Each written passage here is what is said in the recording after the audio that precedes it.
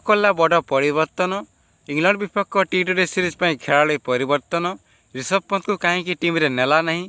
ऋषभ पंत कौन भूल करथिला। क्रिकेट दुनिया आसिले एक चांचल्य सृष्टि करी खबर। भारतर बामहाती धुआंधार हार्ड हिटर को बाद दि जाइए तेज कहीं दि जाइए बाद तेज चलतु जाना संपूर्ण खबर विषय रे। भारत एवं इंग्लैंड मध्य 5 मैच विशिष्ट टी20 सीरीज आसंता जनवरी 22 तारिख आरंभ होता बेले यही सीरीज पूर्व क्रिकेट जगत आसी एक दुखर खबर। इंग्लैंड विपक्ष टी20 सीरीज एवं ओडीआई सीरीज रु बाद पड़े ऋषभ पंत तेज कहीं बाद दि जाइए।